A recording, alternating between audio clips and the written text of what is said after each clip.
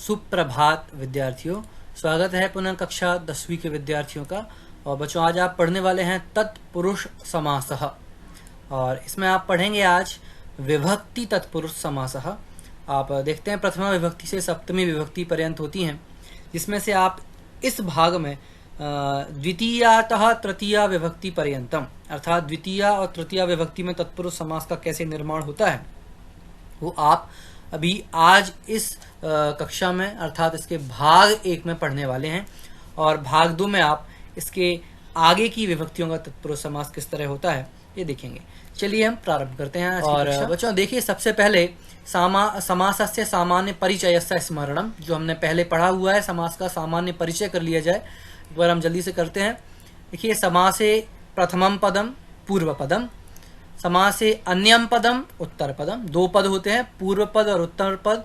जो पहला पद है उसे पूर्व पद कहते हैं और जो दूसरा होता है उसे उत्तर पद कहते हैं। पदानाम संयोजनम समासः, अर्थात पदों को जब जोड़ दिया जाता है तो उसे हम समास कहते हैं। समस्त पदानाम पृथक्करणम विग्रह, और समस्त पदों को अलग अलग कर दिया जाता है तो उसे हम विग्रह कहते हैं। और समस्त पदे प्रायः पूर्व पदस्य विभक्ते लोपः भवति। समास में क्या होता है, प्रायः जो पूर्व पद में विभक्ति लगी होती है उसका लोप हो जाता है। ये दो पद हैं, पूर्व पद और उत्तर पद, उनमें से पूर्व पद की विभक्ति का लोप करने पर वह विग्रह समास के रूप में बन जाता है। आगे तत्पुरुष समासः, इसके कई सारे भेद हैं। विभक्ति तत्पुरुषः नय कर्मधारयः द्विगुः। विभक्ति के 6 भेद हैं। द्वितीया विभक्ति तत्पुरुष समास, अर्थात जिस तत्पुरुष समास में पूर्व पद में द्वितीया विभक्ति हो उसे द्वितीया विभक्ति तत्पुरुष समास कहते हैं। जिसमें पूर्व पद में तृतीया विभक्ति हो उसे तृतीया विभक्ति तत्पुरुष समास कहते हैं।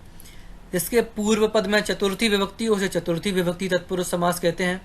और जिसके पूर्व पद में पंचमी विभक्ति हो उसे पंचमी तत्पुरुष समास कहते हैं। और जिसके पूर्व पद में षष्ठी विभक्ति हो उसे षष्ठी तत्पुरुष समास कहते हैं। जिसके पूर्व पद में सप्तमी विभक्ति हो उसे सप्तमी तत्पुरुष समास कहते हैं। बच्चों, इस कक्षा में हम ये विभक्ति तत्पुरुष समास के द्वितीया और तृतीया विभक्ति तत्पुरुष समास देखने वाले हैं, ठीक है। और बाकी के हम दूसरी कक्षाओं में देखेंगे। प्रारंभ करते हैं। सबसे पहले तत्पुरुष समास किसे कहते हैं? प्रायेण उत्तर पद प्रधानः तत्पुरुष समासः, अर्थात तत्पुरुष समास में उत्तर पद प्रधान होता है, अर्थात जहाँ क्रिया का प्रयोग उत्तर पद के लिए होता है वहाँ तत्पुरुष समास होता है, ठीक है। उत्तर पद इसमें प्रधान होता है और जो क्रिया होती है उसका प्रयोग यहाँ उत्तर पद के लिए किया जाता है। अभी आप उदाहरण देखेंगे तो आपको स्पष्ट होगा। कुछ इसमें ध्यान करने लायक बिंदु हैं जो आपको एक बार देखना है यहाँ, और बिल्कुल अच्छे से इन्हें याद कर लेना है। सबसे पहला है तत्पुरुष समासे पूर्व पदे द्वितीयातः सप्तमी विभक्ति पर्यंतम विभिन्न विभक्ति नाम प्रयोगः भवति। तत्पुरुष समास में 2 पद हैं, ठीक है, सभी समास की तरह। तो पूर्व पद में क्या होता है, द्वितीया से लेकर सप्तमी विभक्ति तक कोई भी एक विभक्ति होती है, ठीक है, पूर्व पद में। और उत्तर पदे प्रत्येकम विभक्तेः कृते निश्चित पदानि भवन्ति।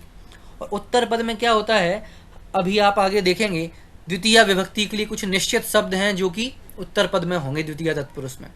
तृतीया विभक्ति के लिए भी कुछ निश्चित पद हैं जो तृतीया विभक्ति तत्पुरुष समास में उत्तर पद में होते हैं। तो वो निश्चित पद हैं जो उत्तर पद में होते हैं। आगे समस्त पदे पूर्व पदस्य विभक्ते लोपः भवति। जब हमें समास बनाना है तो हम क्या करते हैं कि जो पूर्व पद में विभक्ति लगी होती है उस विभक्ति का लोप कर देते हैं, उसे विभक्ति को वहां से हटा देते हैं और उसका जो मूल शब्द होता है वो यथावत रख देते हैं, तो वह समास बन जाता है।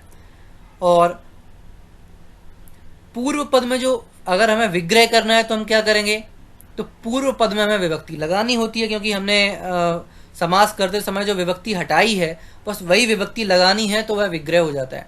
तो विभक्ति लगाते किस आधार पे हैं कि पूर्व पदे विभक्ति ही उत्तर पदानाम आधारेण भवति, यानी उत्तर पद कुछ निश्चित हैं कि इन पदों के साथ ये विभक्ति होगी। तो जो निश्चित पद हैं, है ना, उनके अनुसार ही पूर्व पद में विभक्ति होती है, ठीक है। ये सारी बिंदु आप आगे आने वाले उदाहरणों में देखें। पहला है, देखिए, सब द्वितीया विभक्ति तत्पुरुष समासः, यस्मिन् समासे पूर्व पदे द्वितीया विभक्ति भवति। पूर्व पद में कौन सी विभक्ति होती है? द्वितीया विभक्ति होती है। और उत्तर पदे श्रुतः, अतीतः, पतितः, गतः, अत्यस्तः, प्राप्तः, आपन्नः इत्येतेभ्यः कस्यचित् पदस्य प्रयोगः भवति। अर्थात उत्तर पद में इन 7 में से कोई एक शब्द होता है। समझ में आया? पूर्व पद में द्वितीया विभक्ति होगी और उत्तर पद में इन 7 में से कोई एक शब्द होगा। ठीक है? तर्हि द्वितीया विभक्ति तत्पुरुष समासः भवति। वहां पर द्वितीया विभक्ति तत्पुरुष समास होता है। उदाहरण देखिए, यथा कष्टम श्रितः। पूर्व पद क्या है? कष्टम। उत्तर पद श्रुतः। समास बनता है कष्टश्रुतः। देखिए, पूर्व पद में कौन सी विभक्ति है? द्वितीय विभक्ति। यह आपने पढ़ा है, पूर्व पदे द्वितीया विभक्ति भवति। ठीक है? पूर्व पदे द्वितीया विभक्ति। उत्तर पदम श्रुतः, ये उत्तर पद है। अब इसमें ये जो 7 शब्द हैं उनमें से एक शब्द है श्रुतः। ठीक है? अब समास बनाया तो क्या किया हमने कि समस्त पदे पूर्व पदस्य विभक्ते लोपः भवति। अर्थात इसमें जो द्वितीय विभक्ति है कष्टम, तो उसका मूल शब्द क्या है? कष्ट। तो द्वितीय विभक्ति को हटा के कष्ट रखा और श्रुतः आगे जोड़ा तो यहाँ समास बन जाता है। ठीक है?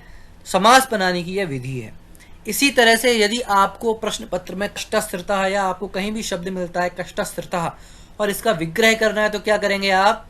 आपको याद है कि विग्रह करते समय आपको ये याद रखने ये 7 शब्द, और समास करते समय केवल पूर्व पद की विभक्ति का लोप करना है। और विग्रह करते समय देखना है कि इनमें से कोई शब्द तो नहीं है कि हाँ यहाँ श्रुतः पद है इनमें से। इसका मतलब है कि पूर्व पद में द्वितीय विभक्ति होगी। तो आप यहाँ क्या करेंगे? कष्टम में द्वितीय विभक्ति लगा देंगे तो कष्टम और श्रुतः ये विग्रह हो जाएगा। ये समास और विग्रह दोनों चीजों को करने की ये विधि है। ठीक है? अब हम कुछ उदाहरण देखते हैं जिससे आपको ये बात पूरी तरह होगी। देखिए उदाहरण, यहाँ पर विग्रह वाक्य होंगे जिनमें पूर्व पद दिया होगा इधर, और ये उत्तर पद होगा यहाँ, और यहाँ समस्त पद दिए होंगे। ठीक है? तो इनके आधार से हम ये अभ्यास करते हैं। देखिए, पहला है कृष्णम श्रुतः। पूर्व पद क्या है? कृष्णम।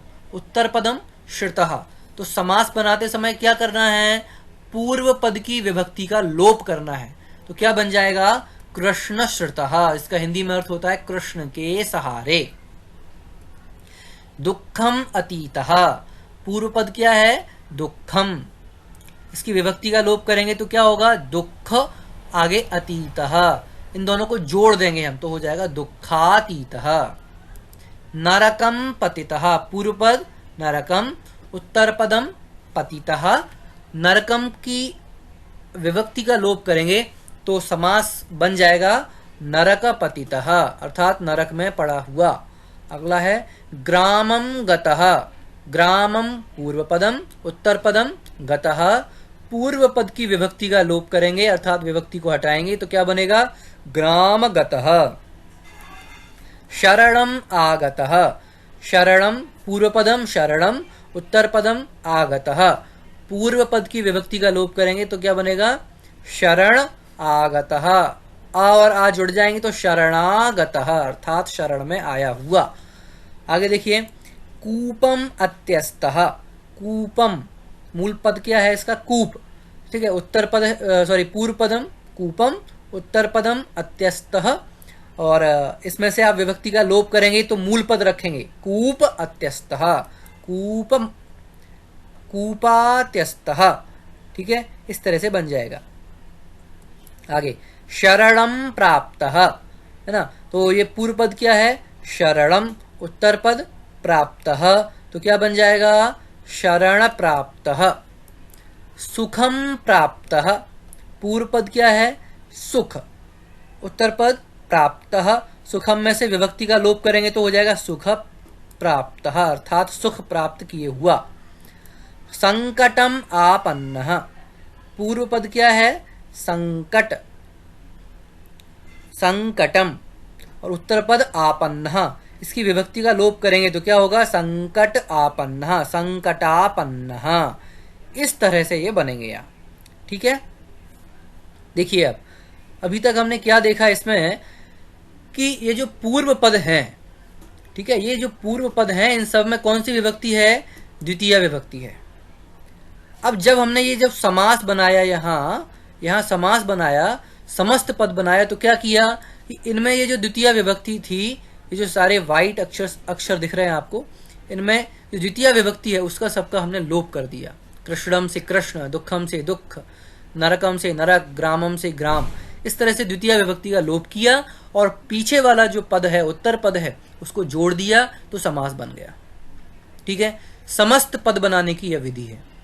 अब यदि आपको कृष्ण श्रुतः ये पद मिले और कहा जाए इसका आपको विग्रह करना है, विग्रह वाक्य बनाना है, ठीक है, जस्ट रिवर्स जाना है अब आपको, तो क्या करेंगे आप? देखिए आप, ये उत्तर पद दिए हुए हैं यहाँ पर, ठीक है, ये सारे जो ग्रीन लेटर्स दिख रहे हैं आपको, ग्रीन कलर में दिख रहे हैं, ये उत्तर पद हैं। अभी पूर्व में आपने पढ़ा था श्रुत, अतीत, पतित, गत, आगत, अत्यस्त, प्राप्त, आपन्न, इन शब्दों के साथ में द्वितीय विभक्ति होती है। ठीक है, तो आप देख लीजिए सारे शब्द हैं यहाँ, तो आप क्या करेंगे कि जो पूर्व पद है उसमें केवल द्वितीय विभक्ति लगा देंगे तो विग्रह हो जाएगा। जैसे कृष्ण श्रुतः है, तो श्रुतः है यहाँ, इसलिए पूर्व पद में द्वितीय विभक्ति लगाएंगे तो क्या हो जाएगा? कृष्णम श्रुतः। देखिए आप यहाँ पर ये सारे द्वितीय विभक्ति के शब्द हैं। श्रुतः होने से कृष्ण से कृष्णम, अतीत होने से दुख में दुखम, पतितः से नरक में नरकम। इस तरह से आपने देखा कि सारे पूर्व पद में आप द्वितीय विभक्ति लगाएंगे और यहाँ उत्तर निकल के आ जाएगा। पहली विधि ये है। दूसरा तरीका एक और है समस्त पद से विग्रह करने के लिए। जो भी पद मिले आपको, जैसे कृष्ण श्रुतः, तो अब आप प्रश्न पूछिए, कृष्ण श्रुतः का मतलब है कृष्ण के सहारे, तो आप प्रश्न पूछिए अपने आप से, किसके सहारे? किसके सहारे? कृष्ण के सहारे। तो यहाँ के है, पर श्रुता होने से यहाँ द्वितीय विभक्ति बताई है, तो आप यहाँ लगा दीजिए कृष्ण। ठीक है, इस तरह से, जैसे ग्राम गतः, तो गांव को गया हुआ। कहाँ को गया हुआ? आपने प्रश्न पूछा कहाँ को गया हुआ? ग्रामम गतः, कुत्र गतः? ग्राम गतः, कुत्र गतः? ग्रामम गतः। द्वितीय विभक्ति लगाएंगे आप, उत्तर निकल के आ जाएगा।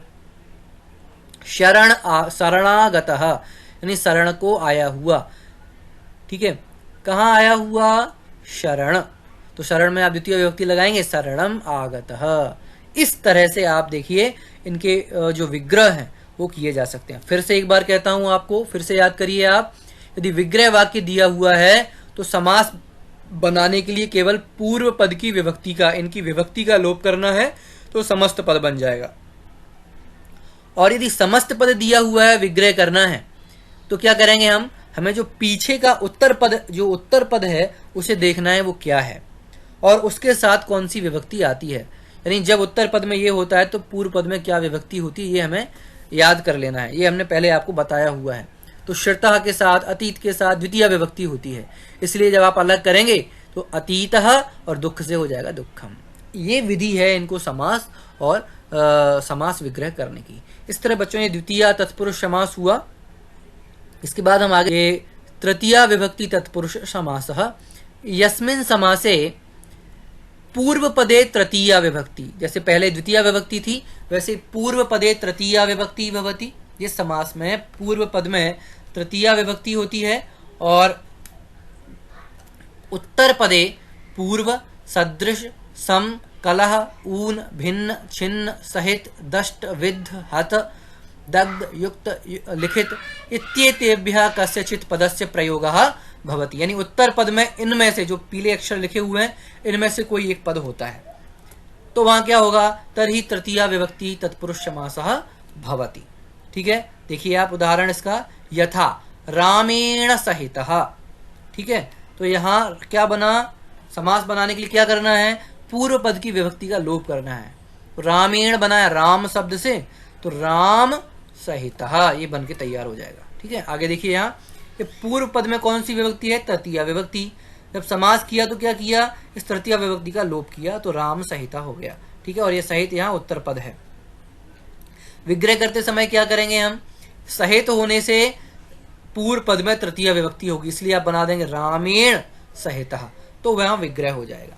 ठीक है, आपको क्या याद रखना है? समस्त पदे पूर्व पदस्य विभक्तेः लोपः भवति। तो समास में पूर्व पद की विभक्ति का लोप होता है और विग्रह करने पर इस उत्तर पद के अनुसार पूर्व पद में विभक्ति लगा दी जाती है और वहां समास का विग्रह हो जाता है। ठीक है, चलिए आगे चलते हैं हम। अब इसके उदाहरण देखते हैं। पूर्व की तरह विग्रह वाक्य, पूर्व पद और उत्तर पद है, और यहाँ आप समस्त पदम, ये समस्त पद देखेंगे। देखिए उदाहरण, कालिदासेन लिखितम, कालिदासेन, है ना, पूर्व पद क्या है, कालिदासेन, उत्तर पदम लिखितम। तो समास बनाने के लिए क्या याद रखना है आपको, पूर्व पद की विभक्ति का लोप करना है। तो कालिदासेन, इसका मूल शब्द क्या है, कालिदास, तो क्या बनेगा समास, कालिदास लिखितम, अर्थात कालिदास द्वारा लिखित, लिखा हुआ। अगला उदाहरण देखिए, चक्रेण हतः, केन हतः, चक्रेण हतः, पूर्व पदम चक्रेण, उत्तर पदम हतः। तो चक्रेण में से तृतीया विभक्ति हटाएंगे और इसका जो मूल शब्द है वो रखेंगे। मूल शब्द क्या हो जाएगा, चक्र। तो समस्त पद क्या बनेगा, चक्र हतः, चक्र से मारा गया। आगे देखिए, पित्रायुक्तः, पित्रा का मूल शब्द है, पितृ शब्द से तृतीया बना है पित्रा, तो क्या बनेगा इसका समास, पितृयुक्तः। सर्पेण दष्टः, पूर्व पदम सर्पेण, उत्तर पदम दष्टः। सर्पेण का मूल शब्द रखेंगे सर्प, तृतीया विभक्ति को हटाकर, तो क्या बनेगा, सर्प दष्टः, अर्थात सर्प से डसा गया। शरेण विद्धः, ठीक है, पूर्व पदम शरेण, उत्तर पदम विद्धः। शरेण, इसमें से तृतीय विभक्ति हटाएंगे और तो इसका मूल पद क्या बचेगा, शर। ठीक है, शर और विद्धा, क्या बनेगा समास, शर विद्धा, अर्थात बाढ़ से घायल। अग्निना दग्ध, पूर्व पदम अग्निना, उत्तर पदम दग्ध। इसमें से तृतीया विभक्ति हटाएंगे तो मूल पद क्या बचेगा, अग्नि, क्या बनेगा समास, अग्नि दग्ध, अर्थात अग्नि से जला हुआ। धनेन हीनः, पूर्व पदम धनेन, उत्तर पदम हीनः। पूर्व पद की विभक्ति को हटाएंगे, तृतीय विभक्ति है यहाँ, इसे हम हटाएंगे तो मूल पद क्या बचेगा, धन, क्या बन जाएगा शब्द, धनहीनः। मासेन पूर्वः, पूर्व पदम मासेन, उत्तर पदम पूर्वः। तो पूर्व पद में से तृतीया विभक्ति हटाएंगे तो मूल पद बचेगा मास और आगे पूर्वः, यानी महीने भर पहले, मास पूर्वः, महीने भर पहले। मात्रा सदृशः, ठीक है, ये मात्रा है तृतीया विभक्ति, इसमें से विभक्ति हटाएंगे तो मूल शब्द बचेगा मातृ, आगे सदृशः, क्या बनेगा, मातृ सदृशः। ठीक है, और देखिए, पादेन ऊनः, पादेन पूर्व पदम, उत्तर पदम ऊनः। तो पादेन में से तृतीया विभक्ति हटाएंगे तो मूल पद क्या बचेगा, पाद, आगे ऊनः, संधि हो जाएगी यहाँ गुण, तो क्या बनेगा, पादोनः, अर्थात 1/4 कम। तो बच्चों क्या देखा आपने अभी तक यहाँ कि ये सारे पूर्व पद दिए हुए हैं, इनमें क्या है, इन सब में तृतीया विभक्ति है। कालिदासेन, चक्रेण, पित्रा, सर्पेण, इन सब में तृतीया विभक्ति है। ठीक है, अब जब हमें समास करना था, अर्थात इनका समस्त पद बनाना था, तो क्या करना है हमें कि ये जो तृतीया विभक्ति है, समास बनाते समय इनका हमें यहाँ देखिए लोप कर देना है। कालिदासेन कालिदास, चक्रेण चक्र, पित्रा पितृ। ठीक है, और जो उत्तर पद है वो यथावत लिख देना है, तो ये समस्त पद बन जाएगा। ठीक है, ये समस्त पद बनाने की विधि है। अब यदि आपको समस्त पद दिया हो और आपको विग्रह करना है तो क्या करेंगे आप, पूर्ववत पीछे के शब्दों को आप पहचानेंगे, अर्थात उत्तर पदों को पर आप ध्यान देंगे।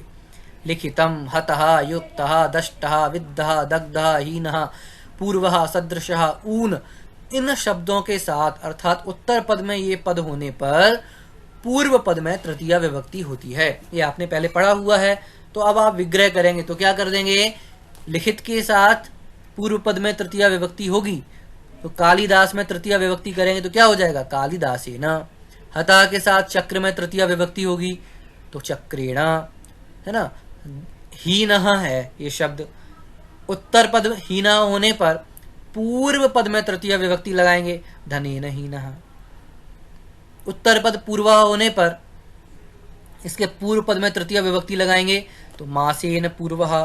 ठीक है, इस तरह से आप इन्हें समास और विग्रह कर सकते हैं। फिर से आपको स्मरण दिलाता हूं, विग्रह से समास बनाने के लिए पूर्व पद की विभक्ति को हटा देना है, समस्त पद बन जाएगा। और समस्त पद से विग्रह करने के लिए उत्तर पद को देखना है और फिर उसके अनुसार पूर्व पद में विभक्ति लगानी है तृतीया, और वह वहां तृतीया विभक्ति तत्पुरुष समास का विग्रह हो जाएगा। ठीक है बच्चों, इस तरह से आपने अभी तक यहाँ यह तृतीया विभक्ति तत्पुरुष समास और इसके पूर्व में द्वितीय विभक्ति तत्पुरुष समास देखा। आप इन उदाहरणों को पुनः देखें, इनका अभ्यास करें, और आगे हम पुनः मिलेंगे चतुर्थी विभक्ति तत्पुरुष समास और आगे के समस्त समासों के साथ। तब तक आपका दिन मंगलमय हो।